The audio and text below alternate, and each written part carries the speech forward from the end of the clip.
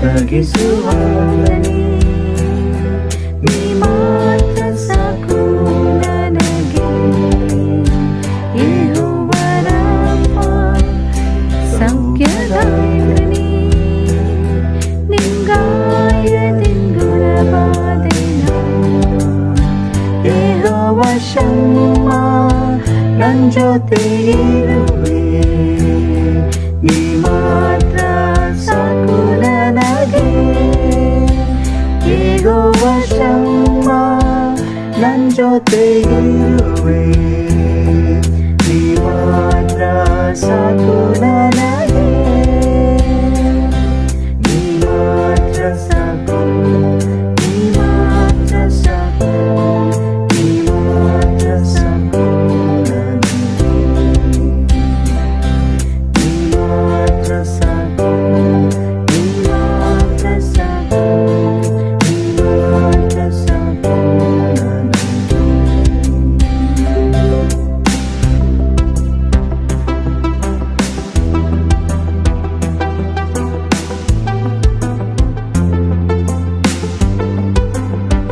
ಯೆಹೋವ ಎಲೋಹಿಂ ಸೃಷ್ಟಿಸುವ ದೇವರೇ ನಿಮ್ಮ ವಾಕ್ಯದಿಂದ ಸೃಷ್ಟಿ ಮಾಡಿದೆ ಯೆಹೋವ ಪರಿಶುದ್ಧ ಉನ್ನತ ದೇವರೇ ನಿನ್ನ ಹಾಗೆ ಯಾರೂ ಇಲ್ಲ ಯೆಹೋವ ಶಾಲೋಮ್ ನನ್ನ ಸಮಾಧಾನ ನೀಡಿದೆ ನನ್ನ ಹೃದಯದಲ್ಲಿ ಯೆಹೋವ ಶಾಲೋಮ್ ನನ್ನ ಸಮಾಧಾನ ನೀಡಿದೆ ನನ್ನ ಹೃದಯದಲ್ಲಿ ನೀ ಮಾತ್ರ ಸಾಕು ನೀ ಮಾತ್ರ ಸಾಕು ನೀ ಮಾತ್ರ ಸಾಕು ನನಗೆ ನೀ ಮಾತ್ರ ಸಾಕು ನೀ ಮಾತ್ರ ಸಾಕು ನೀ ಮಾತ್ರ ಸಾಕು ನನಗೆ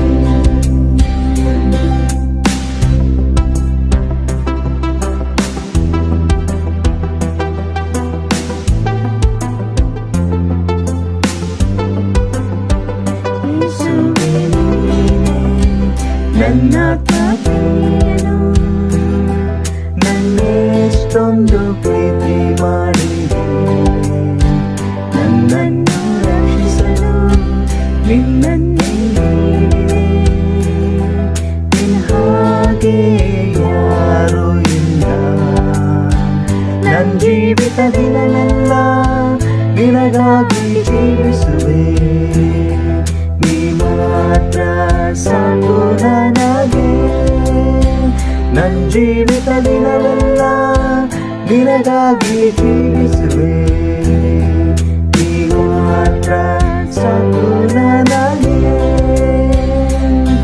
ನೀ ಮಾತ್ರ ಸಾಕು ನೀ ಮಾತ್ರ ಸಾಕು ನೀ ಮಾತ್ರ ಸಾಕು ನನಗೆ ನೀ ಮಾತ್ರ ಸಾಕು ನೀ ಮಾತ್ರ ಸಾಕು ನೀ ಮಾತ್ರ ಸಾಕು ನನಗೆ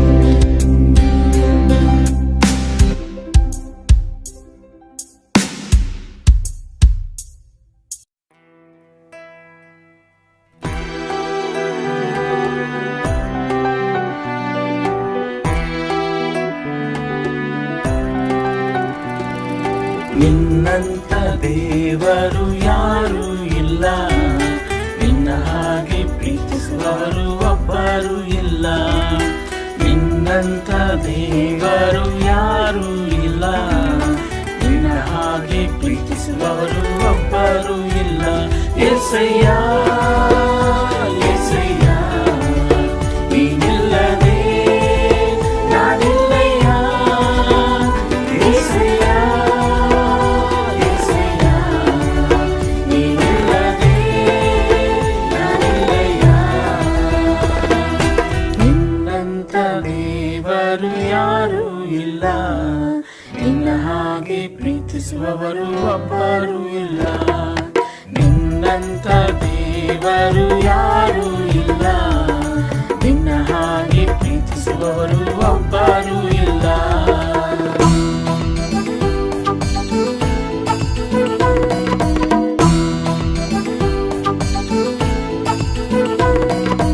ಪಾಪದ ಮರಣದಲ್ಲಿ ಇದ್ದಂತಾಳಲ್ಲ, ಪ್ರೀತಿ ಮಾಡಿ ಪ್ರಾಣ ಕೊಟ್ಟು ಬದುಕಿಸಿದೆ ದೇವ. ಪಾಪದ ಮರಣದಲ್ಲಿ ಇದ್ದಂತಾಳಲ್ಲ, ಪ್ರೀತಿ ಮಾಡಿ ಪ್ರಾಣ ಕೊಟ್ಟು ಬದುಕಿಸಿದೆ ದೇವ. ನಿನ್ನ ಕೃಪೆ ಶಾಶ್ವತ ಎಂದೆಂದು ದೇವ, ನಿನ್ನ ಕೃಪೆ ಶಾಶ್ವತ ಎಂದೆಂದು ದೇವ. ನಿನ್ನ ಪ್ರೀತಿಯಿಂದ ನಾನು ಜೀವಿಸುವೆ ದೇವ, ನಿನ್ನ ಪ್ರೀತಿಯಿಂದ ನಾನು ಜೀವಿಸುವೆ ದೇವ. యేసయ్య యేసయ్య ನೀನಿಲ್ಲದೆ ನಾನಿಲ್ಲಯ್ಯ. యేసయ్య యేసయ్య ನೀನಿಲ್ಲದೆ ನಾನಿಲ್ಲಯ್ಯ. ನಿನ್ನಂತ ದೇವರು ಯಾರೂ ಇಲ್ಲ, ನಿನ್ನ ಹಾಗೆ ಪ್ರೀತಿಸುವವರು ಒಬ್ಬರೂ ಇಲ್ಲ. ನಿನ್ನಂತ ದೇವರು ಯಾರೂ ಇಲ್ಲ, ನಿನ್ನ ಹಾಗೆ ಪ್ರೀತಿಸುವವರು ಒಬ್ಬರೂ ಇಲ್ಲ.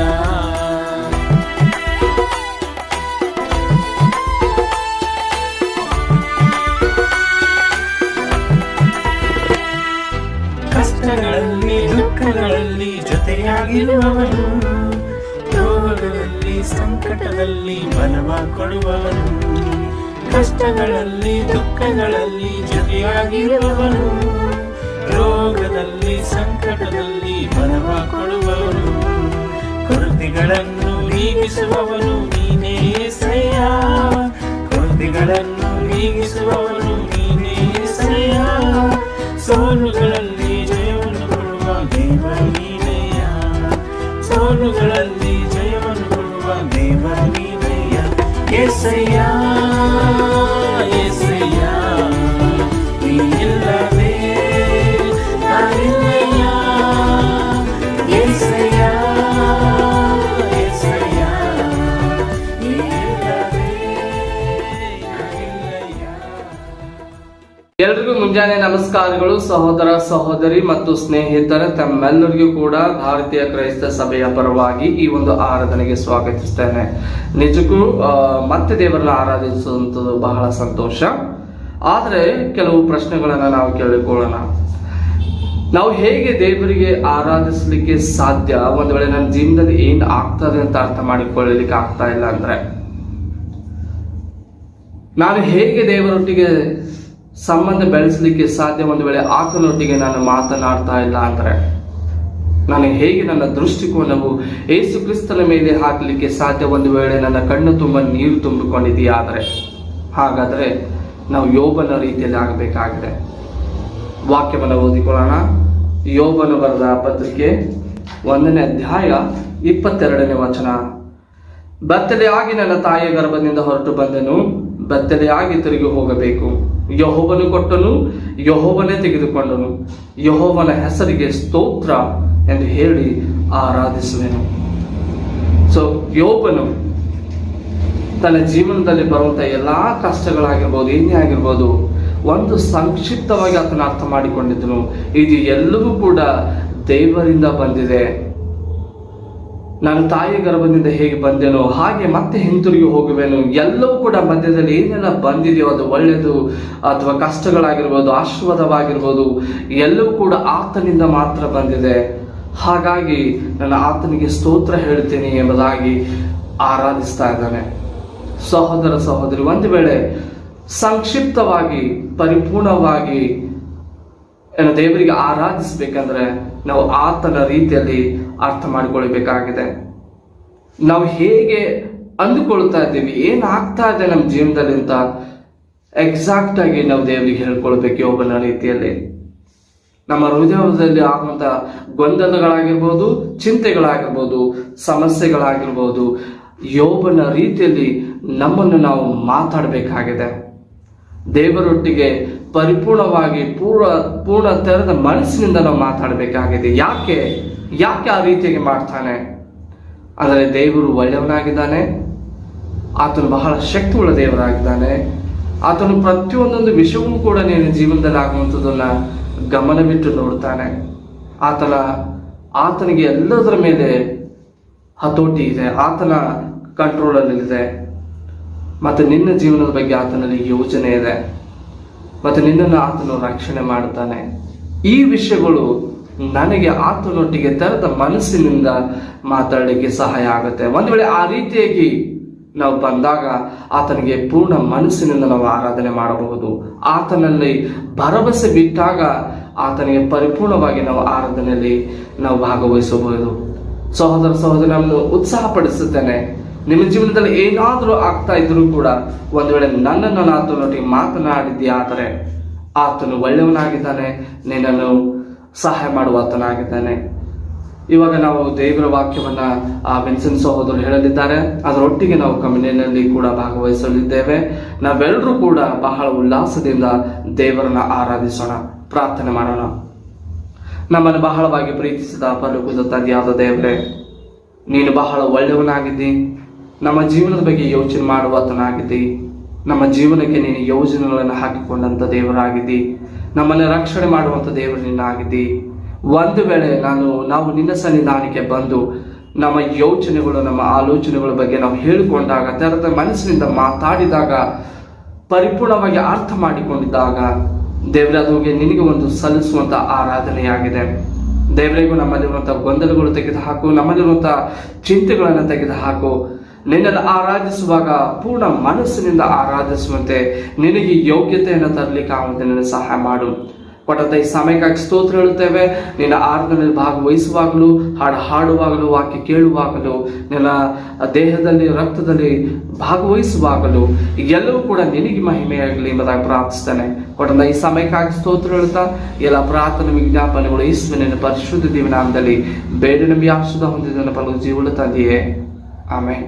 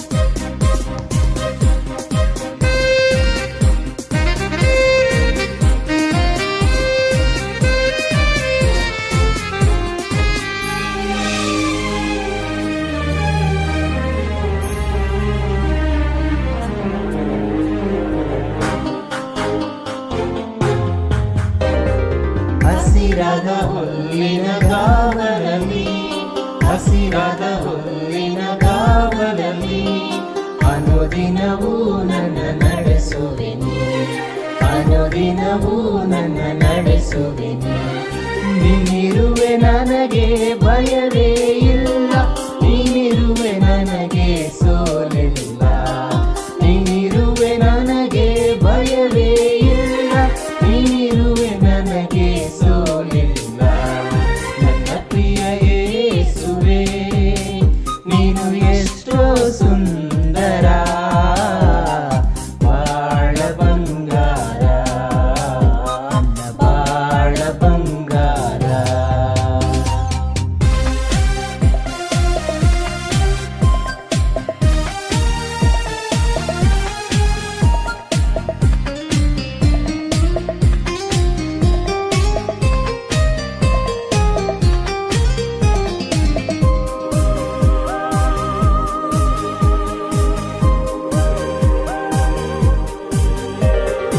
ಆಶೆ ಆಕಾಂಕ್ಷೆ ಏನಿದ್ದರು, ಆಶೆ ಆಕಾಂಕ್ಷೆ ಏನಿದ್ದರು ಅನುಗ್ರಹಿಸುವೆ ನೀ ಆನಂದದಿ, ನಮಿಸುವೆ ನೀ ಆನಂದದಿ.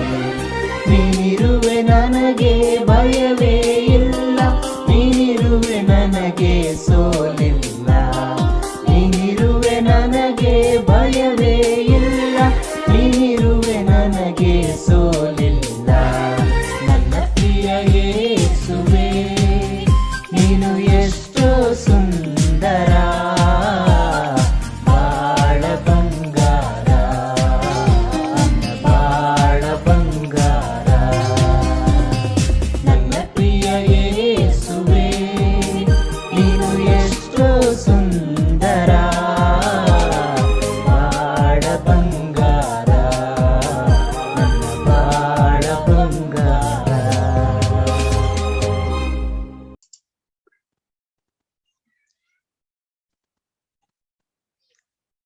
ಪ್ರೀತಿಯ ಸಹೋದರರೇ ಮತ್ತು ಸಹೋದರಿಯರೇ, ನಾವು ಮತ್ತೊಮ್ಮೆ ಒಟ್ಟಿಗೆ ದೇವರನ್ನ ಆರಾಧನೆ ಮಾಡುವುದು ಬಹಳ ಸಂತೋಷ.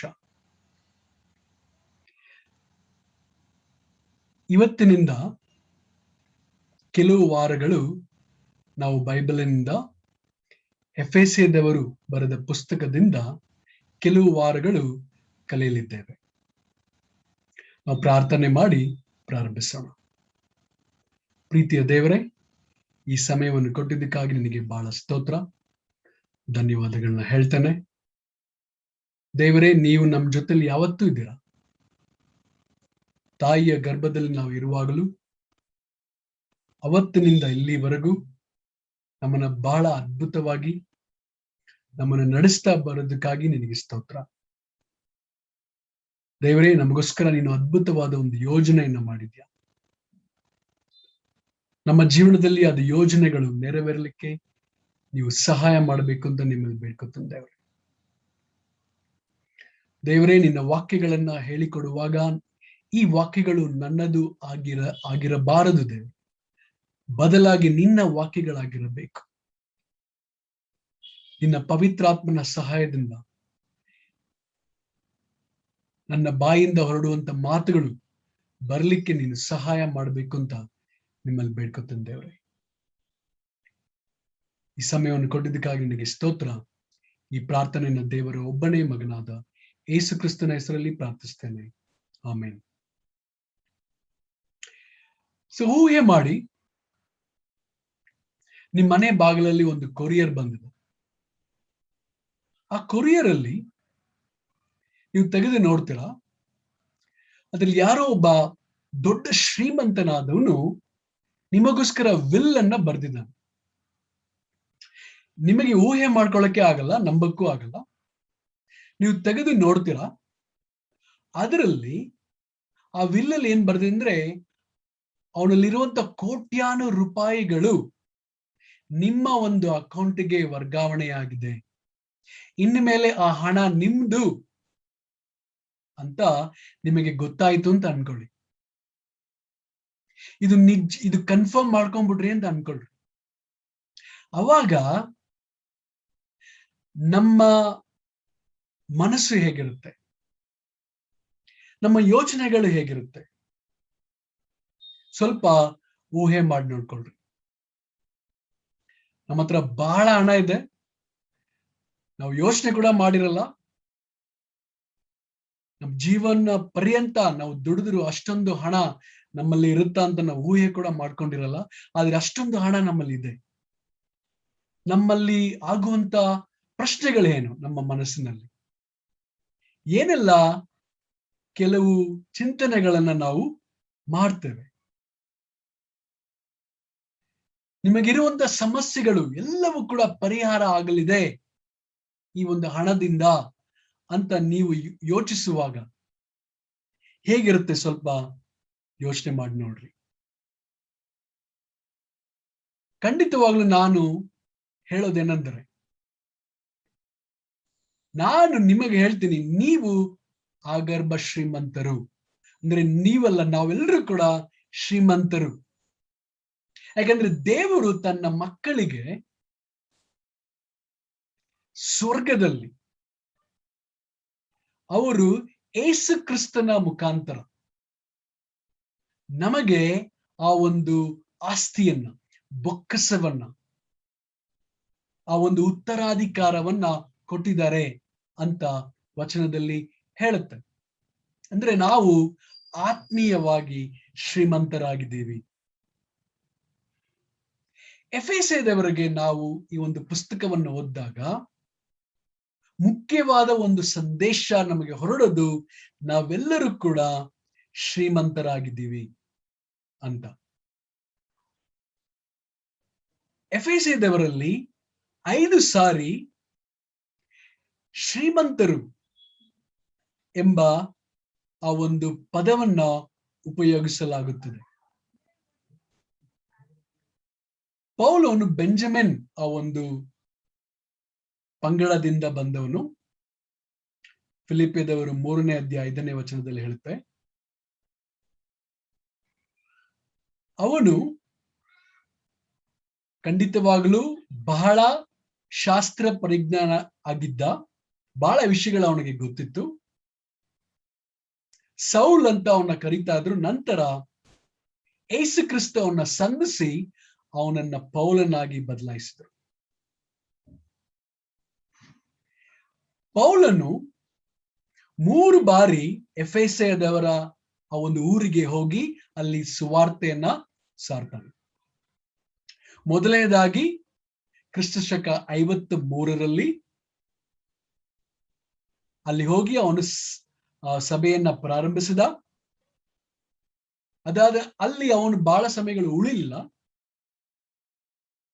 ಅದಾದ ನಂತರ 2 ವರ್ಷದ ನಂತರ ಮತ್ತೊಮ್ಮೆ ಅಲ್ಲಿ ಹೋಗಿ ಅಲ್ಲಿ ಅವರಿಗೆ ಸಹಾಯ ಮಾಡ್ತಾನೆ.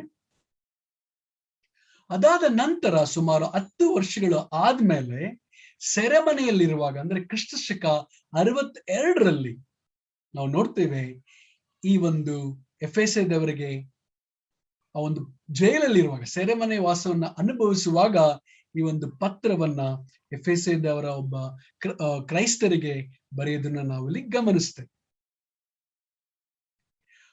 ಪೌಲನು ಸೆರೆಮನೆಯಲ್ಲಿ ಕಷ್ಟವನ್ನ ಅನುಭವಿಸುವಾಗ ಅವನಿಗೆ ಅವನ ಬಗ್ಗೆ ಚಿಂತೆ ಇರಲಿಲ್ಲ. ಅದರ ಬದಲಾಗಿ ಎಫೆಸದಲ್ಲಿರುವಂತ ಕ್ರೈಸ್ತರ ಬಗ್ಗೆ ಚಿಂತೆ ಇತ್ತು, ಕಾಳಜಿ ಇತ್ತು. ಈ ಒಂದು ಪತ್ರವನ್ನ ಬರೆದ ಮುಖ್ಯವಾದ ಒಂದು ಗುರಿ ಏನಂದ್ರೆ, ಪೌಲನು ಎಲ್ಲ ಕ್ರೈಸ್ತರಿಗೆ ತಿಳಿಸ್ತಾ ಇದ್ದಾನೆ, ನೀವೆಲ್ಲರೂ ಕೂಡ ಕ್ರಿಸ್ತನಲ್ಲಿ ಶ್ರೀಮಂತರಾಗಿದ್ದೀರಾ. ಮೊದಲನೇದಾಗಿ ದೇವರು ನಮ್ಮನ್ನ ದೇವ ಜನರು, ಅಂದ್ರೆ ಇಂಗ್ಲಿಷ್ ಅಲ್ಲಿ ಸೈಂಟ್ ಅಂತ ಕರೀತಾರೆ. ನೀವೆಲ್ಲರೂ ಕೂಡ ದೇವ ಜನರು ಅಂತ ವಚನದಲ್ಲಿ ಹೇಳುತ್ತೆ.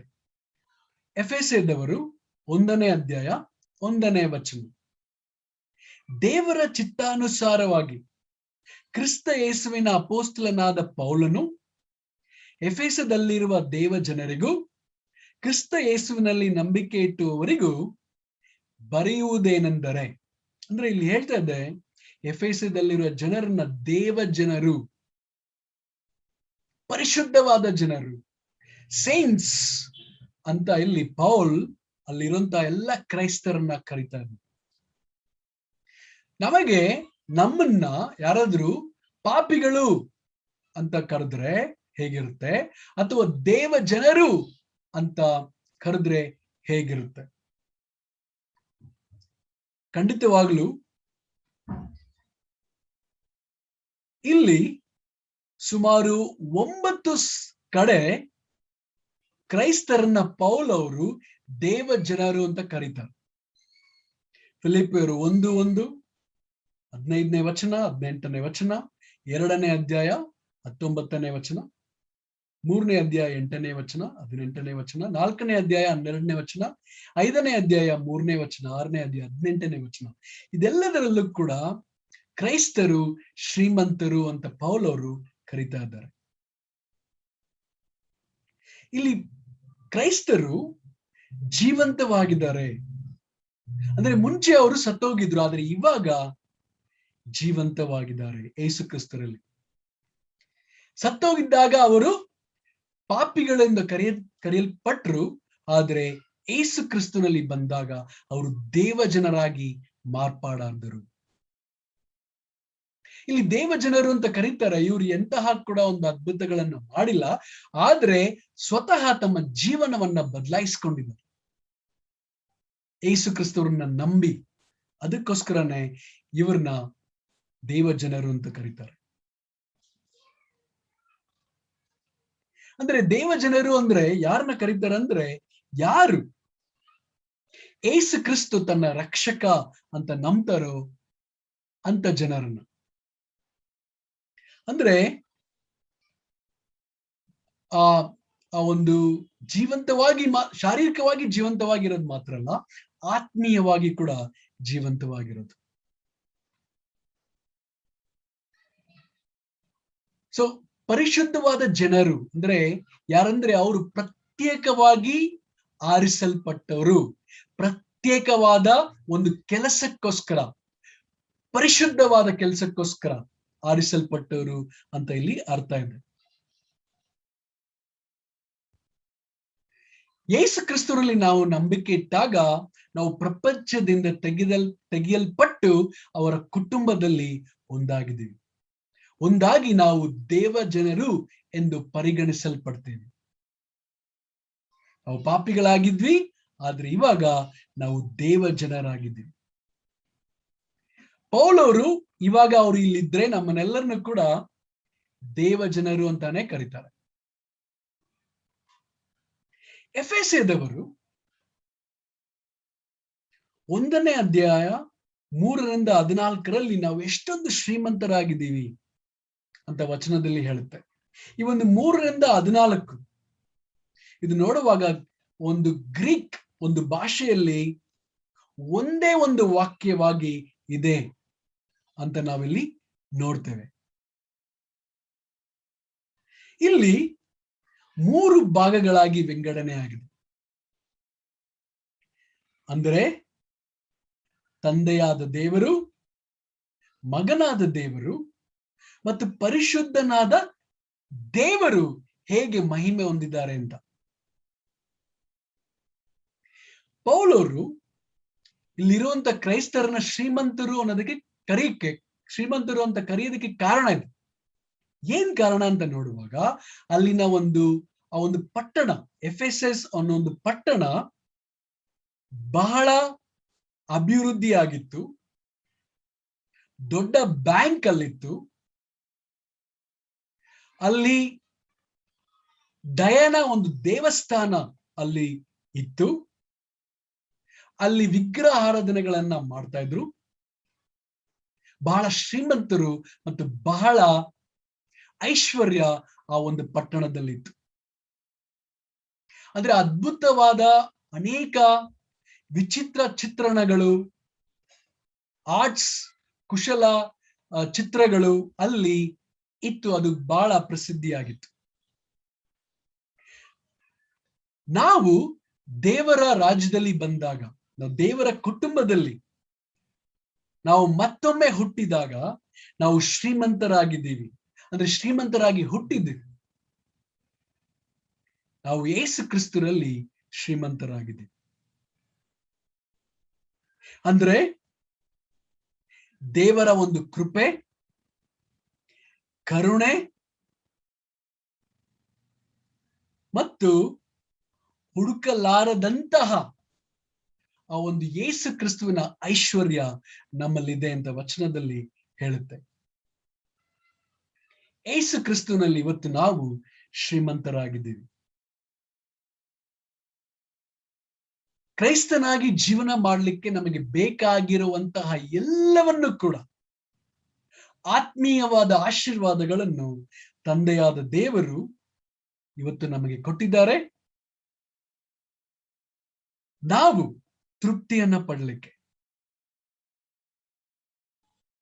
ಅದಕ್ಕೋಸ್ಕರ ನಮ್ಮ ಜೀವನದಲ್ಲಿ ಯಾವುದೇ ಒಂದು ಸಮಸ್ಯೆ ಬರಲ್ಲ ಅಂತ ದೇವರು ಹೇಳಿಲ್ಲ.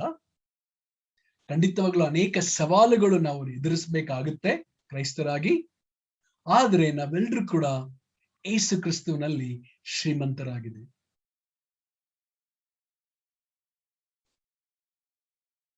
ಯೇಸು ಕ್ರಿಸ್ತು ನಮಗೋಸ್ಕರ ಏನ್ ಮಾಡಿದ್ದಾರೆ ಅಂತ ನೋಡುವಾಗ ಅವರು ನಮಗೋಸ್ಕರ ಎಲ್ಲವನ್ನು ಖರ್ಚು ಮಾಡಿಲ್ಲ, ಆದ್ರೆ ನಮ್ಮನ್ನ ತಗೊಂಡಿದ್ದಾರೆ, ಬಹಳ ಬೆಲೆಯುಳ್ಳ ತನ್ನ ರಕ್ತವನ್ನ ಕೊಟ್ಟು ಅಂತ ನಾವಿಲ್ಲಿ ಗಮನಿಸ್ತೇವೆ. ಸೊ ಯೇಸು ಕ್ರಿಸ್ತು ನಮಗೋಸ್ಕರ ಆ ಒಂದು ವಿಲ್ ಅನ್ನ ಬರೆದಿಟ್ಟು ಮರಣ ಹೊಂದಿದ್ದಾರೆ. ಈ ಒಂದು ವಿಲ್ ಅನ್ನ ಬರೆದಿಟ್ಟು ಅವರು ಮರಣ ಹೊಂದಿದಾಗ ಆ ಒಂದು ವಿಲ್ ಕಾರ್ಯರೂಪಕ್ಕೆ ಬರುತ್ತದೆ ಮತ್ತು ತಿರುಗಿ ಪುನರುತ್ಥಾನಗೊಂಡು ಯೇಸು ಕ್ರಿಸ್ತು ಆ ಒಂದು ಲಾಯರ್ ಆಗಿ, ಅಡ್ವೊಕೇಟ್ ಆಗಿ ತಂದೆಯ ಬಳಿ ಇದ್ದಾರೆ. ಯಾಕಂದ್ರೆ ಆ ವಿಲ್ ಅನ್ನ ಕರೆಕ್ಟ್ ಆಗಿ ಫಾಲೋ ಮಾಡಕ್ಕೆ ನೋಡ್ಕೊಳ್ಳೋಕ್ಕೋಸ್ಕರ. ಸೊ ಇವತ್ತು ನಮಗೆ ಯಾವ ರೀತಿಯಾದ ಆ ಒಂದು ಆತ್ಮೀಯವಾದ ಆಶೀರ್ವಾದಗಳು ನಮ್ಮ ಹತ್ರ ಇದೆ ಅಂತ ನಾವು ನೋಡೋದಾದ್ರೆ, ಎಫೆಸದವರು 1 ಅಧ್ಯಾಯದಲ್ಲಿ 4-6 ವಚನದಲ್ಲಿ ನಾವು ನೋಡುವಾಗ, ಆತನು ನಮ್ಮನ್ನು ಆರಿಸಿಕೊಂಡಿದ್ದಾನೆ ಅಂತ ವಚನ ಹೇಳುತ್ತೆ. 4-6 ನಾವು ಓದೋಣ. ಹೇಗೆಂದರೆ, ನಾವು ಪ್ರೀತಿಯಲ್ಲಿ ನಡೆದು ಆತನ ಸನ್ನಿಧಿಯಲ್ಲಿ ಪರಿಶುದ್ಧರು ದೋಷವಿಲ್ಲದವರು ಆಗಿರಬೇಕೆಂದು ನಮ್ಮನ್ನು ಜಗದುತ್ಪತ್ತಿಗೆ ಮುಂಚೆ ಕ್ರಿಸ್ತನಲ್ಲಿ ಆರಿಸಿಕೊಂಡನು. ಆತನು ತನ್ನ ಕೃಪೆಯನ್ನು ಪ್ರಖ್ಯಾತಿಗೆ ತರಬೇಕೆಂದು ನಮ್ಮನ್ನು ಯೇಸು ಕ್ರಿಸ್ತನ ಮೂಲಕ ತನ್ನ ಪುತ್ರರನ್ನಾಗಿ ಸ್ವೀಕರಿಸುವುದಕ್ಕೆ ದಯಾಪೂರ್ವಕವಾದ ತನ್ನ ಚಿತ್ತಾನುಸಾರವಾಗಿ ಮೊದಲೇ ಸಂಕಲ್ಪ ಮಾಡಿದ್ದನು. ಈ ಕೃಪಾದಾನವು ಆತನ ಪ್ರಿಯನಲ್ಲಿಯೇ ನಮಗೆ ದೊರೆಯಿತು. 11-12 ವಚನ ನಾವು ಓದೋಣ. ಇದಲ್ಲದೆ ಆತನಲ್ಲಿ ನಾವು ದೇವರ ಸ್ವಕೀಯ ಪ್ರಜೆಯಾದೆವು. ಬರಬೇಕಾದ ಕ್ರಿಸ್ತನನ್ನು ಎದುರು ನೋಡುತ್ತಿದ್ದ ನಾವು ತನ್ನ ಮಹಿಮೆಯನ್ನು ಪ್ರಖ್ಯಾತಿಸಿ ಪಡಿಸಬೇಕೆಂದು ಸಮಸ್ತ ಕಾರ್ಯಗಳನ್ನು ತನ್ನ ಇಷ್ಟದಂತೆ ನಡೆಸುವ ದೇವರು ತನ್ನ ಸಂಕಲ್ಪದ ಮೇರೆಗೆ ನಮ್ಮನ್ನು ಆದಿಯಲ್ಲಿಯೇ ಆರಿಸಿಕೊಂಡನು. ಸೊ ದೇವರು ಇವತ್ತು ನನ್ನನ್ನ ನಿಮ್ಮನ್ನ ಆರಿಸ್ಕೊಂಡಿದ್ದಾರೆ, ಅಂದ್ರೆ ನಮ್ಮ ಸಭೆಯನ್ನ ಆರಿಸ್ಕೊಂಡಿದ್ದಾರೆ. ಅಂದ್ರೆ ಯಾವಾಗ? ಜಗದುತ್ಪತ್ತಿಗೆ ಮುಂಚೆನೆ. ಇದು ಬಹಳ ಆಶ್ಚರ್ಯ. ಯಾನಕ್ಕೋಸ್ಕರ ದೇವರು ನಮ್ಮನ್ನು ಆರಿಸ್ಕೊಂಡಿದ್ದಾರೆ ಅಂತ ನಾವು ಕಾರಣವನ್ನು ಹುಡುಕಿದ್ರೆ, ನಾವು ಪರಿಶುದ್ಧರು ಮತ್ತು ದೋಷವಿಲ್ಲದವರು ಆಗಿರೋದಕ್ಕೋಸ್ಕರ. ಅಂದ್ರೆ ನಾವೆಲ್ಲರೂ ಕೂಡ ರಕ್ಷಣೆ ಹೊಂದಬೇಕು ಅಂತ ದೇವರು ಜಗದುತ್ಪತ್ತಿನ ಮುಂಚೆನೆ ಆರಿಸ್ಕೊಂಡಿದ್ದಾರೆ. ಅಂದ್ರೆ ಅನೀತಿವಂತರು ನೀತಿವಂತರಾಗಿರ್ಲಿಕ್ಕೆ, ಪರಿಗಣಿಸಲ್ಪಡ್ಲಿಕ್ಕೆ, ಯೋಗ್ಯತೆ ಇಲ್ಲದ ಪಾಪಿಗಳು ರಕ್ಷಣೆ ಹೊಂದಕ್ಕೆ ಯೋಗ್ಯರಾಗಕ್ಕೆ ದೇವರು ನಮ್ಮನ್ನ ಕ್ರಿಸ್ತನಲ್ಲಿ ಆರಿಸಿಕೊಂಡಿದ್ದಾರೆ. ಸೊ ಇಲ್ಲಿ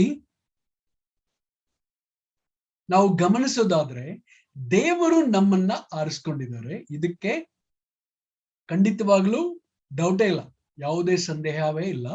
ದೇವರು ನಮ್ಮನ್ನ ಆರಿಸ್ಕೊಂಡಿದ್ದಾರೆ. ಆದರೆ ನಾವು ಏನ್ ಮಾಡಬೇಕು, ನಮ್ಮ ಜವಾಬ್ದಾರಿ ಏನಿದೆ ಅಂತ ನಾವು ನೋಡೋದಾದ್ರೆ, ದೇವರು ಆರಿಸ್ಕೊಂಡಿದ್ದಾರೆ, ಆದ್ರೆ ನಾವು ಕೂಡ ದೇವರನ್ನ ಆರಿಸ್ಕೊಬೇಕಾಗಿದೆ. ಇದು ನಮ್ಮ ಜವಾಬ್ದಾರಿ. ದೇವರು ಆರಿಸ್ಕೊಂಡಿದ್ದಾರೆ, ಅದಕ್ಕೋಸ್ಕರ ಎಲ್ಲವೂ ದೇವರ ಪ್ರಕಾರನೇ ನಡೆಯುತ್ತೆ ಅಂತ ನಾವು ಬೇಜವಾಬ್ದಾರಿಯಾಗಿರೋದಲ್ಲ. ಅಂದ್ರೆ ನಾವು ಕೂಡ ಜವಾಬ್ದಾರಿಯನ್ನ ತಗೋಬೇಕಾಗಿದೆ. ಇಲ್ಲಿ ಯೇಸು ಕ್ರಿಸ್ತು ಹೇಳ್ತಾರೆ, ಯೋಹಾನ 15ನೇ ಅಧ್ಯಾಯ 16ನೇ ವಚನದಲ್ಲಿ, ನೀವು ನನ್ನನ್ನ ಆರಿಸಿಲ್ಲ, ಅದರ ಬದಲಾಗಿ ನಾನು ನಿಮ್ಮನ್ನ ಆರಿಸಿದ್ದೀನಿ.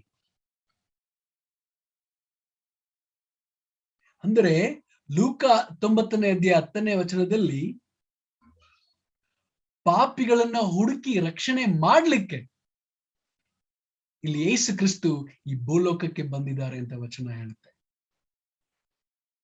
ಯೇಸು ಕ್ರಿಸ್ತು ಸ್ವತಃ ಈ ರೀತಿಯಾಗಿ ಹೇಳಿದರು. ಯೋಹಾನ 5ನೇ ಅಧ್ಯಾಯ 39-40. ಶಾಸ್ತ್ರಗಳಿಂದ ನಿತ್ಯ ಜೀವವು ದೊರೆಯುತ್ತದೆಂದು ನೀವು ನೆನೆಸಿ ಅವುಗಳನ್ನು ವಿಚಾರಿಸುತ್ತೀರಲ್ಲ. ಅವುಗಳು ನನ್ನ ವಿಷಯದಲ್ಲಿ ಸಾಕ್ಷಿ ಕೊಡುವವುಗಳಾಗಿವೆ. ಆದರೂ ಜೀವ ಹೊಂದುವುದಕ್ಕಾಗಿ ನನ್ನ ಬಳಿಗೆ ಬರುವುದಕ್ಕೆ ನಿಮಗೆ ಮನಸ್ಸಿಲ್ಲ. ಅಂದ್ರೆ ಯೇಸು ಕ್ರಿಸ್ತು ಹೇಳ್ತಾರೆ, ಜೀವ ಬೇಕಂದ್ರೆ ನೀವು ನನ್ನ ಬಳಿಗೆ ಬರಬೇಕು. ಬಹಳ ಇಂಪಾರ್ಟೆಂಟ್. ನಾನು ನಿಮ್ಮನ್ನು ಆರಿಸಿದ್ದೀನಿ, ಆದ್ರೆ ನೀವು ನನ್ನನ್ನು ಆರಿಸ್ಕೋಬೇಕು ಕೂಡ. ಅದು ನಿಮ್ಮ ಜವಾಬ್ದಾರಿ. ಸೊ ದೇವರು ಯಾವಾಗ್ಲೂ ನಮ್ಮನ್ನ ಹುಡುಕ್ತಾ ಇರ್ತಾರೆ. ದೇವರು ನಾವು ರಕ್ಷಣೆ ಹೊಂದಬೇಕು ಅಂತಾನೆ ಮನಸ್ಸಿದೆ.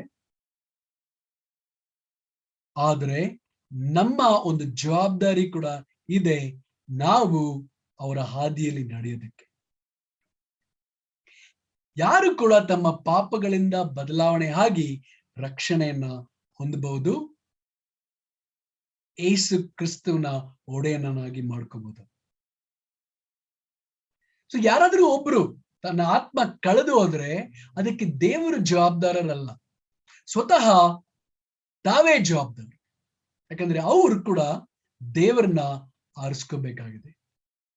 ದೇವರು ನಮ್ಮ ಹತ್ರ ಯಾವಾಗ್ಲೂ ಬರ್ತಾರೆ, ಆದ್ರೆ ನಾವೇ ದೇವ್ರು ನನಗ್ ಬೇಡ ಅಂತ ದೂರ ಹೋದ್ರೆ ದೇವ್ರು ಏನ್ ಮಾಡಕ್ಕಾಗಲ್ಲ. ಮೂರನೇದಾಗಿ, ಆತ ನಮ್ಮನ್ನು ದತ್ತುಗೆ ತೆಗೆದುಕೊಂಡಿದ್ದಾನೆ. ವಚನ 5-6 ನಾವು ನೋಡೋದಾದ್ರೆ, ಆತನು ತನ್ನ ಕೃಪೆಯನ್ನು ಪ್ರಖ್ಯಾತಿಗೆ ತರಬೇಕೆಂದು ನಮ್ಮನ್ನು ಯೇಸು ಕ್ರಿಸ್ತನ ಮೂಲಕ ತನ್ನ ಪುತ್ರರನ್ನಾಗಿ ಸ್ವೀಕರಿಸುವುದಕ್ಕೆ ದಯಾಪೂರ್ವಕವಾದ ತನ್ನ ಚಿತ್ತಾನುಸಾರವಾಗಿ ಮೊದಲೇ ಸಂಕಲ್ಪ ಮಾಡಿದ್ದನು. ಈ ಕೃಪಾದಾನವು ಆತನ ಪ್ರಿಯನಲ್ಲಿಯೇ ನಮಗೆ ದೊರೆಯಿತು. ಸೊ ಯೇಸು ಕ್ರಿಸ್ತು, ನಾವೆಲ್ಲರೂ ಕೂಡ ಅನಾಥರಾಗಿದ್ವಿ, ದೇವರಿಗೆ ಶತ್ರುಗಳಾಗಿದ್ವಿ. ದೇವರು ನಮ್ಮನ್ನ ತನ್ನ ಮಗಳು ಮತ್ತು ತನ್ನ ಮಗನನ್ನಾಗಿ ಅವರು ಆರಿಸಿಕೊಂಡಿದ್ದಾರೆ. ಅಂದರೆ ತನ್ನ ದೇವರು ಮಕ್ಕಳಿಗೆ ಸಿಗುವಂತ ಎಲ್ಲ ಆ ಒಂದು ಭಾಗ್ಯ, ಆ ಒಂದು ಸೌಲಭ್ಯ ನಮಗೂ ಕೂಡ ದೊರೆಯುತ್ತದೆ. ನಾವು ಯೇಸು ಕ್ರಿಸ್ತರಿಗೆ ಒಂದಿಗೆ ಅವರಿಗೆ ಸಿಗುವಂತ ಎಲ್ಲಾ ಸೌಲಭ್ಯಗಳು ನಮಗೂ ಸಿಗುತ್ತದೆ. ನಾವು ಆತ್ಮೀಯವಾದ ಐಶ್ವರ್ಯ ನಮಗೆ ಸಿಗುತ್ತದೆ. ಇದು ಬಹಳ ದೊಡ್ಡ ವಿಷಯ ಅಲ್ವಾ ಸಹೋದರ ಸಹೋದರಿ? ಯೋಚನೆ ಮಾಡಿ ನೋಡಿ. ಓಕೆ, ದೇವರು ನಮಗೆ ಕೃಪೆಯಿಂದ ನಮ್ಮನ್ನು ಆರಿಸ್ಕೊಂಡಿದ್ದಾರೆ. ದೇವರು ನಮ್ಮನ್ನು ಆರಿಸ್ಕೊಂಡಿದ್ದಾರೆ. ಇದು ಎಂದಿಗೂ ಕೂಡ ಬದಲಾವಣೆ ಆಗೋಲ್ಲ. ಇದು ನಿತ್ಯ ಜೀವನದಲ್ಲಿ ನಮಗೆ ಸಿಕ್ಕಿರುವಂತ ಆ ಒಂದು ಜಾಗ. ನಮ್ಮನ್ನ ಬಹಳ ಜನ ರಿಜೆಕ್ಟ್ ಮಾಡಿರ್ಬೋದು, ತಿರಸ್ಕರಿಸಿರ್ಬೋದು. ಆದ್ರೆ ದೇವರು ನಮ್ಮನ್ನ ಯೇಸು ಕ್ರಿಸ್ತನಲ್ಲಿ ಸ್ವೀಕರಿಸಿದ್ದಾರೆ ತನ್ನ ಸ್ವಂತ ಮಕ್ಕಳಾಗಿ. ಇದೆಲ್ಲನೂ ಕೂಡ ಏನಕ್ಕೋಸ್ಕರ ಅಂದ್ರೆ ನಮಗೆ ಸಿಕ್ಕಿರುವಂತ ಯೇಸು ಕ್ರಿಸ್ತನ ಮೂಲಕ ಕೃಪೆಯಿಂದ. ಆದ್ರೆ ಅದನ್ನ ನಾವು ಸಂಪಾದನೆ ಮಾಡೋ ಅವಶ್ಯಕತೆ ಇಲ್ಲ.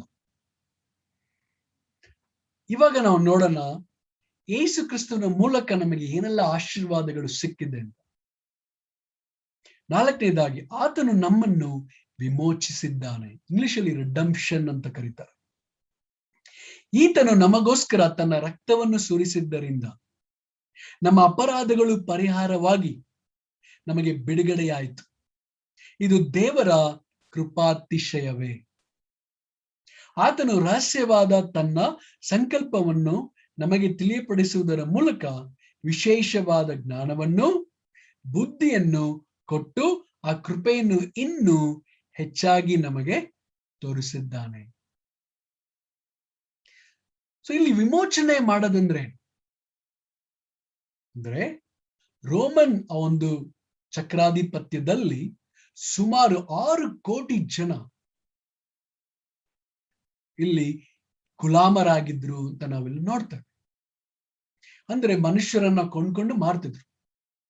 ಅಂದ್ರೆ ಒಬ್ಬ ಗುಲಾಮ, ಯಾರಾದ್ರೂ ಒಬ್ಬ ವ್ಯಕ್ತಿ ಶ್ರೀಮಂತ, ಅವನ್ನ ಕೊಂಡ್ಕೊಂಡು ಆಮೇಲೆ ಅವನ್ನ ಫ್ರೀ ಆಗಿರಕ್ಕೆ, ಸ್ವಾತಂತ್ರ್ಯರಾಗಿರಕ್ಕೆ ಬಿಟ್ಬಿಡ್ಬೋದು. ಇದು ಆ ಮನುಷ್ಯ ಮಾಡುವಂತ ಒಂದು ದೊಡ್ಡ ವಿಷಯ. ಇದನ್ನೇ ಯೇಸು ಕ್ರಿಸ್ತು ನಮ್ಮ ಜೀವನದಲ್ಲಿ ಮಾಡಿದ್ದಾರೆ. ಆ ಒಂದು ಬೆಲೆ ಯೇಸು ಕ್ರಿಸ್ತು ತನ್ನ ಸ್ವಂತ ರಕ್ತವನ್ನ ಕೊಡ್ಬೇಕಾಗಿತ್ತು. ಅಂದ್ರೆ ನಾವು ಯಾವುದರಿಂದ ಸ್ವಾತಂತ್ರ್ಯರಾಗಿದ್ದೇವೆ ಅಂತ ನೋಡುವಾಗ ನ್ಯಾಯ ಪ್ರಮಾಣದಿಂದ ಸ್ವಾತಂತ್ರ್ಯರಾಗಿದ್ದೇವೆ ಮತ್ತು ಪಾಪದ ಗುಲಾಮತನದಿಂದ ನಾವು ಸ್ವಾತಂತ್ರ್ಯರಾಗಿದ್ದೇವೆ ಮತ್ತು ಈ ಒಂದು ಲೋಕದ ಸೈತಾನನ ಒಂದು ಶಕ್ತಿ, ಅಧಿಕಾರದಿಂದ ನಾವು ಸ್ವಾತಂತ್ರ್ಯರಾಗಿದ್ದೇವೆ. ನಾವು ವಿಮೋಚನೆಗೊಂಡಿದ್ದೇವೆ. ಯೇಸು ಕ್ರಿಸ್ತು ಅದಕ್ಕೋಸ್ಕರ ತನ್ನ ರಕ್ತವನ್ನ, ಬೆಲೆಯನ್ನ ಕೊಡಬೇಕಾಗಿತ್ತು. ಸೊ ನಾವು ಇವತ್ತು ನಮ್ಮ ಸ್ವಾತಂತ್ರ್ಯದ ಬಗ್ಗೆ ನಾವು ಸಂತೋಷ ಪಡಬೇಕಾಗಿದೆ. 5ನೇದಾಗಿ, ಆತನು ನಮ್ಮನ್ನು ಕ್ಷಮಿಸಿದ್ದಾನೆ. ಅಂದ್ರೆ ವಿಮೋಚನೆ ಮತ್ತು ಕ್ಷಮಾಪಣೆ ಎರಡು ಬೇರೆ ಬೇರೆ ವಿಷಯಗಳು. ಅಂದ್ರೆ ನಮ್ಮ ಒಂದು ಪಾಪದ ಒಂದು ಶಿಕ್ಷೆನ ಯೇಸು ಕ್ರಿಸ್ತು ಸಂಪೂರ್ಣವಾಗಿ ಅನುಭವಿಸಿದ್ದಾರೆ. ದೇವರಿಗೆ ತೃಪ್ತಿ ಆಗೋ ತರ. ಅಂದ್ರೆ ನಮ್ಮನ್ನ ಸಂಪೂರ್ಣವಾಗಿ ಕ್ಷಮಾಪಣೆ ಮಾಡುವುದರ ಮೂಲಕ ಯೇಸು ಕ್ರಿಸ್ತು ನಮಗೆ ಆ ಒಂದು ದೇವರ ಕೃಪೆಯನ್ನ ಕೊಟ್ಟಿದ್ದಾರೆ. ಅಂದ್ರೆ ಯಾವುದೇ ರೀತಿಯಾದ ಪಾಪ ಇನ್ಮೇಲೆ ನಮ್ಮಲ್ಲಿ ಇಲ್ಲ, ನಮ್ಮ ಒಳಗಡೆ ಇಲ್ಲ. ಯಾಕಂದ್ರೆ ಎಲ್ಲ ನಮ್ಮ ಪಾಪಗಳು ಕ್ಷಮಾಪಣೆ ಆಗಿದೆ.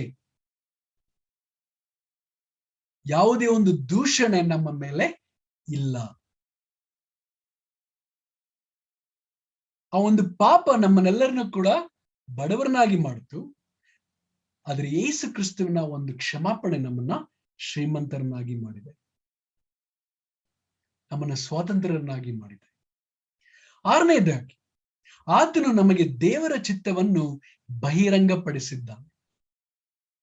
ಎಫೆಸದವರೆಗೆ 1ನೇ ಅಧ್ಯಾಯ 8ರಿಂದ 10 ವಚನದಲ್ಲಿ ನೋಡುವಾಗ, ಆತನು ರಹಸ್ಯವಾದ ತನ್ನ ಸಂಕಲ್ಪವನ್ನು ನಮಗೆ ತಿಳಿಯಪಡಿಸುವುದರ ಮೂಲಕ ವಿಶೇಷವಾದ ಜ್ಞಾನವನ್ನು, ಬುದ್ಧಿಯನ್ನು ಕೊಟ್ಟು ಆ ಕೃಪೆಯನ್ನು ಇನ್ನೂ ಹೆಚ್ಚಾಗಿ ನಮಗೆ ತೋರಿಸಿದ್ದಾನೆ. ತಾನು ಕಾಲು ಪರಿಪೂರ್ಣವಾದಾಗ ನಿರ್ವಹಿಸಬೇಕಾದ ಒಂದು ಕೃಪೆಯುಳ್ಳ ಸಂಕಲ್ಪವನ್ನು ಆತನು ಕ್ರಿಸ್ತನಲ್ಲಿ ಮೊದಲೇ ನಿಷ್ಕರ್ಷೆ ಮಾಡಿಕೊಂಡಿದ್ದನು. ಅದೇನೆಂದರೆ, ಭೂಪರ ಲೋಕಗಳಲ್ಲಿರುವ ಸಮಸ್ತವನ್ನು ಕ್ರಿಸ್ತನಲ್ಲಿ ಒಂದಾಗಿ ಕೂಡಿಸಬೇಕೆಂಬುದೇ. ಕ್ರಿಸ್ತನಲ್ಲಿಯೇ ಸಮಸ್ತವು ಒಂದಾಗುವುದು. ದೇವರು ತನ್ನ ಒಂದು ಯೋಜನೆಯನ್ನ ನಮಗೆ ಬಹಿರಂಗಪಡಿಸಿದ್ದಾರೆ. ದೇವರ ಒಂದು ಯೋಜನೆಯನ್ನ ನಮಗೆ ತೋರ್ಪಡಿಸಿದ್ದಾರೆ. ಓಕೆ, ಸೊ ಆತ್ಮೀಯವಾದ ಪರಿಶುದ್ಧವಾದ ಒಂದು ರಹಸ್ಯ, ಸೀಕ್ರೆಟ್, ಇದು ಎಲ್ಲರಿಗೂ ಗೊತ್ತಿರಲಿಲ್ಲ ಮನುಷ್ಯರಿಗೆ. ಆದ್ರೆ ದೇವರ ಒಂದು ಯೋಜನೆ ನಮಗೆ ಬಹಿರಂಗವಾಗಿದೆ ಯೇಸು ಕ್ರಿಸ್ತನ ಮೂಲಕವಾಗಿ. ದೇವರ ಒಂದು ನಿತ್ಯ ಜೀವನದ ಒಂದು ಯೋಜನೆ, ಆ ಒಂದು ಕಾರ್ಯಕ್ರಮ ನಮಗೆ ಬಹಿರಂಗವಾಗಿದೆ. ಪಾಪವು ಎಂಟರ್ ಆದಾಗ ಆ ಒಂದು ಒಗ್ಗಟ್ಟು ಕಳೆದು ಹೋಯಿತು. ಆದ್ರೆ ಯೇಸು ಕ್ರಿಸ್ತು ಬಂದಾಗ ಆ ಒಂದು ಒಗ್ಗಟ್ಟು ಮತ್ತೊಮ್ಮೆ ಮತ್ತೊಮ್ಮೆ ಅದಕ್ಕೆ ಜೀವ ಬಂದಿದೆ. ಪರಿಶುದ್ಧ ಆತ್ಮನಿಂದ ಆಗುವಂತ ಅನೇಕ ಆಶೀರ್ವಾದಗಳು ನಾವು ನೋಡೋಣ. 7ನೇದಾಗಿ ಆತನು ನಮಗೆ ಮುದ್ರೆ ಅಂದ್ರೆ ಮೊಹರು ಹಾಕಿದ್ದಾನೆ. 13-14 ನಿಮ್ಮ ರಕ್ಷಣೆಯ ವಿಷಯವಾದ ಸುವಾರ್ತೆ ಎಂಬ ಸತ್ಯವಾಕ್ಯವನ್ನು ಕೇಳಿ ಕ್ರಿಸ್ತನಲ್ಲಿ ನಂಬಿಕೆ ಇಟ್ಟವರಾದ ನೀವು ಸಹ ವಾಗ್ದಾನ ಮಾಡಲ್ಪಟ್ಟ ಪವಿತ್ರಾತ್ಮನೆಂಬ ಮುದ್ರೆಯನ್ನು ಹೊಂದಿದ್ರಿ. ದೇವರು ಸಂಪಾದಿಸಿಕೊಂಡ ಜನರಿಗೆ ವಿಮೋಚನೆಯಾಗುವುದೆಂಬುದಕ್ಕೆ ಪವಿತ್ರಾತ್ಮನು ನಮ್ಮ ಬಾಧ್ಯತೆಗೆ ಸಂಚಕಾರವಾಗಿದ್ದಾನೆ. ಆ ವಿಮೋಚನೆಯು ದೇವರ ಮಹಿಮೆಗೆ ಎಷ್ಟೋ ಪ್ರಖ್ಯಾತಿಯನ್ನು ಉಂಟು ಮಾಡುವುದು.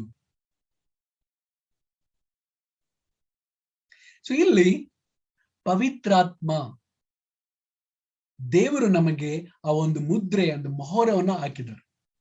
ಇದು ಇನಿಷಿಯಲ್ ಡೆಪಾಸಿಟ್, ಅಡ್ವಾನ್ಸ್ ಪೇಮೆಂಟ್ ತರ. ಅಂದ್ರೆ ಸ್ವರ್ಗದಲ್ಲಿ ನಮಗೆ ಏನೆಲ್ಲ ಆಶೀರ್ವಾದಗಳು ಸಿಗುತ್ತೆ, ಅದಕ್ಕೆ ಡೌನ್ ಪೇಮೆಂಟೇ ಪರಿಶುದ್ಧ ಆದ ಆತ್ಮ ನಮ್ಮಲ್ಲಿ ಇರುವಂತದ್ದು. ಯೋಚನೆ ಮಾಡಿ ನೋಡ್ರಿ ಸಹೋದರ ಸಹೋದರಿ, ನನ್ನ ಜೀವನದಲ್ಲಿ ನಾನು ಯೋಚನೆ ಮಾಡಿ ನೋಡಿದ್ರೆ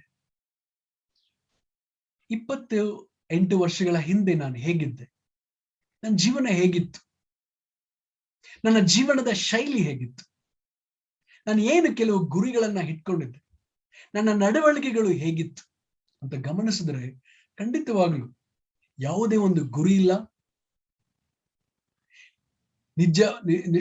ನಿಜವಲ್ಲದ ಅನೇಕ ದೇವರುಗಳನ್ನ ಪೂಜೆ ಮಾಡ್ತಿದ್ದೆ, ನನ್ನ ಜೀವನ ಕತ್ತಲೆಯಲ್ಲಿತ್ತು, ಅನೇಕ ಪಾಪಗಳಲ್ಲಿ ಒಳಗೊಂಡಿದ್ದೆ, ಬಹಳ ನಾಟಕ ಆಡ್ತಿದ್ದೆ, ಸುಳ್ಳು ಮಾತಿಗೂ ಸುಳ್ಳು ಹೇಳ್ತಿದ್ದೆ, ಜನರನ್ನ ಮೋಸ ಪಡಿಸ್ತಿದ್ದೆ, ಅನೇಕ ಪಾಪಗಳನ್ನ ಮಾಡ್ತಾ ಇದ್ರು, ಹೊರಗಡೆ ಒಳ್ಳೆಯವನಾಗಿ ಕಾಣಿಸ್ಕೊಳ್ತಿದ್ದೆ.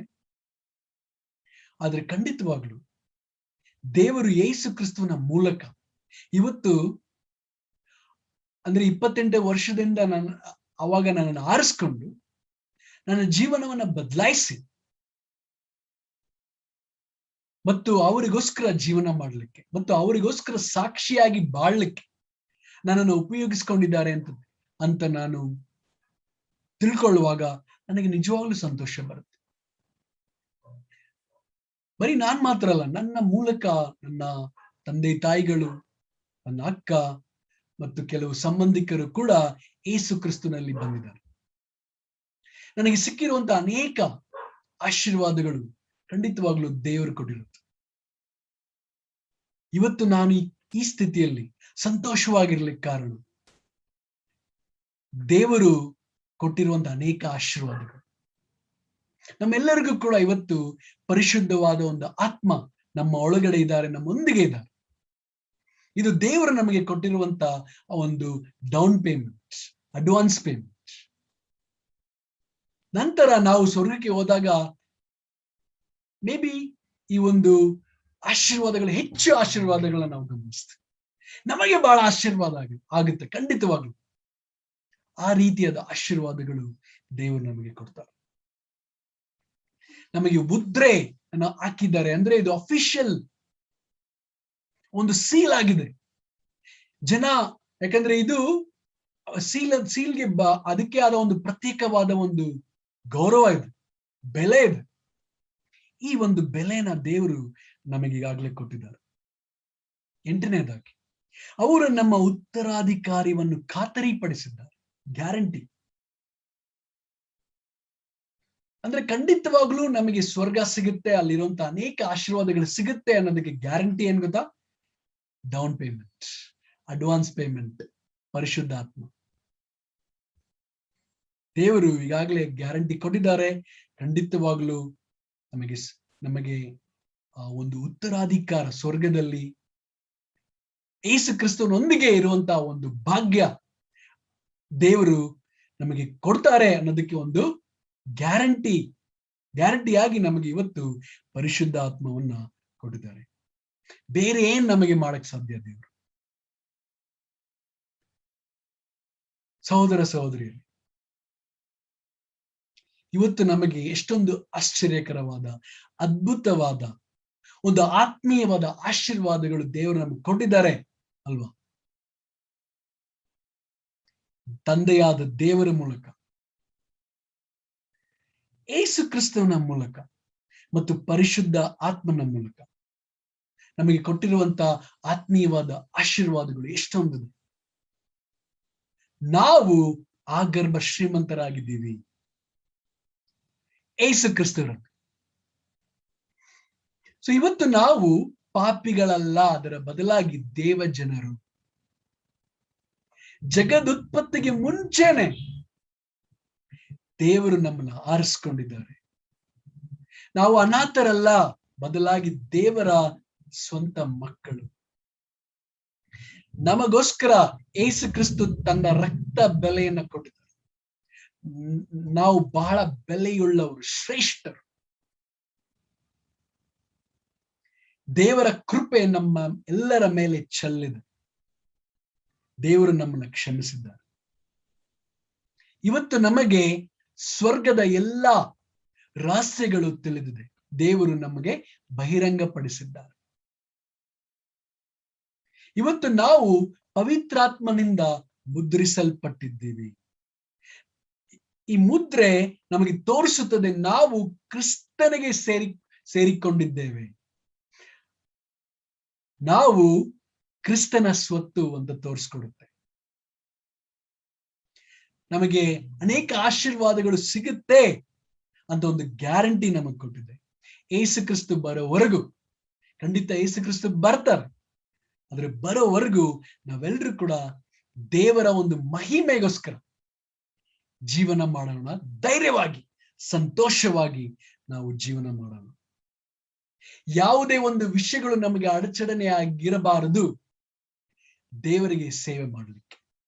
ಯಾಕಂದ್ರೆ ನಾವು ಶ್ರೀಮಂತರಾಗಿದೆ. ಸಹೋದರ ಸಹೋದರಿ, ಈ ಸಮಯದಲ್ಲಿ ನಾವು ಕ್ರಿಸ್ತನ ಭೋಜನದಲ್ಲಿ ಪಾಲ್ಗೊಳ್ಳಲಿದ್ದೇವೆ. ನಮ್ಮ ಹೃದಯವನ್ನು ನಾವು ಶಿಲ್ಬೆ ಮೇಲೆ ಸ್ವಲ್ಪ ಹೊತ್ತು ಕೇಂದ್ರೀಕರಿಸೋಣ. ಅಂದ್ರೆ ನಾವೆಲ್ಲರೂ ಕೂಡ ಕತ್ತಲೆಯಾಗಿ ಎಲ್ಲಿದ್ವಿ. ನಮಗೆ ಬೆಳಕಿಗೆ ತರೋರು ಯಾರು ಇರಲಿಲ್ಲ. ನಾವೆಲ್ಲರೂ ಕೂಡ ಗುಲಾಮರಾಗಿದ್ವಿ. ನಮ್ಮನ್ನ ಬಿಡುಗಡೆ ಮಾಡೋರು ಯಾರು ಇರಲಿಲ್ಲ. ಯೇಸು ಕ್ರಿಸ್ತು ತನ್ನ ಸ್ವಂತ ರಕ್ತವನ್ನು ಕೊಟ್ಟು ನಮಗೋಸ್ಕರ ನಮ್ಮನ್ನ ಶ್ರೇಷ್ಠರೆಂದು ಪರಿಗಣಿಸಿ ತನ್ನ ರಕ್ತವನ್ನು ಚೆಲ್ಲಿ ಇವತ್ತು ನಮಗೆ ರಕ್ಷಣೆಯನ್ನು ಕೊಟ್ಟಿದ್ದಾರೆ. ಇವತ್ತು ನಾವು ಎಷ್ಟೊಂದು ಕೃತಜ್ಞತೆಯಾಗಿದ್ದೀವಿ ದೇವರಿಗೋಸ್ಕರ ಮತ್ತು ದೇವರ ಮಗ ಯೇಸು ಕ್ರಿಸ್ತವನಿಗೋಸ್ಕರ. ನಾವು ಈ ಸಮಯದಲ್ಲಿ ಯೋಚಿಸಿ ನಾವು ಕರ್ತನ ಭೋಜನದಲ್ಲಿ ಪಾಲ್ಗೊಳ್ಳೋಣ.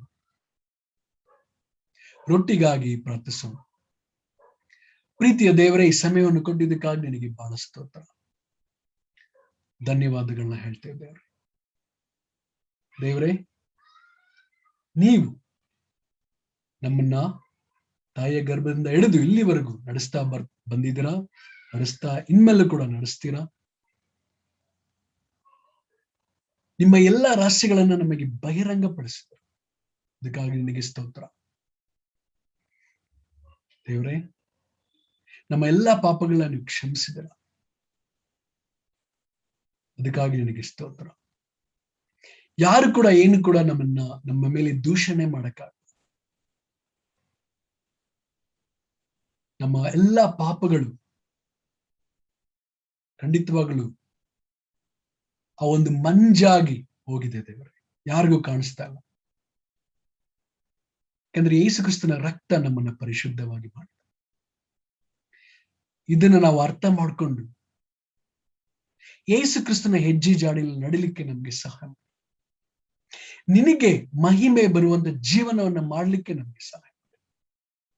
ಈ ಪ್ರಾರ್ಥನೆಯನ್ನು ದೇವರ ಒಬ್ಬನೇ ಮಗನಾದ ಯೇಸು ಕ್ರಿಸ್ತನ ಹೆಸರಲ್ಲಿ ಪ್ರಾರ್ಥಿಸ್ತೇನೆ, ಆಮೆನ್. ದ್ರಾಕ್ಷರಸಕ್ಕಾಗಿ ಪ್ರಾರ್ಥಿಸೋಣ. ಪ್ರೀತಿಯ ದೇವರೇ, ಈ ಸಮಯವನ್ನು ಕೊಟ್ಟಿದ್ದಕ್ಕಾಗಿ ನಿನಗೆ ಬಹಳ ಸ್ತೋತ್ರ. ಖಂಡಿತವಾಗಲೂ ನಮ್ಮನ್ನ ಅಪಾರವಾಗಿ ಪ್ರೀತಿಸ್ತೀರ, ನಮ್ಮನ್ನ ಶ್ರೇಷ್ಠರಂತ ಪರಿಗಣಿಸಿದ್ದೀರ, ನಿನ್ನ ರಕ್ತವನ್ನು ನಮ್ಗೆ ಕೊಟ್ಟಿದ್ದೀರ ದೇವರೇ. ನಾವು ಎಲ್ಲ ಪಾಪಗಳನ್ನು ದ್ವೇಷಿಸಿ ನಿಮ್ಮನ್ನ ಹೆಚ್ಚಾಗಿ ಪ್ರೀತಿಸ್ಲಿಕ್ಕೆ ನಮ್ಗೆ ಸಹಾಯ ದೇವರೇ. ನಮ್ಮ ಜೀವನದಿಂದ ನಿನಗೆ ಮಹಿಮೆ ಬರಲಿಕ್ಕೆ ಸಹಾಯ ಮಾಡು. ಎಲ್ಲಾ ಸಮಯದಲ್ಲೂ ನಾವು ನಿಮ್ಮನ್ನ ಸಂತೋಷ ಪಡಿಸ್ಲಿಕ್ಕೆ ಸಹಾಯ ಮಾಡು. ನಮಗೋಸ್ಕರ ಜೀವಿಸದೆ ನಿನಗೋಸ್ಕರ ಜೀವನ ಮಾಡಲಿಕ್ಕೆ ಸಹಾಯ ಮಾಡಿ. ಪ್ರಾರ್ಥನೆಯನ್ನ ದೇವರ ಒಬ್ಬನೇ ಮಗನಾದ ಯೇಸು ಕ್ರಿಸ್ತನ ಹೆಸರಲ್ಲಿ ಪ್ರಾರ್ಥಿಸ್ತೇನೆ. ಆಮೇಲೆ ಧನ್ಯವಾದಗಳು.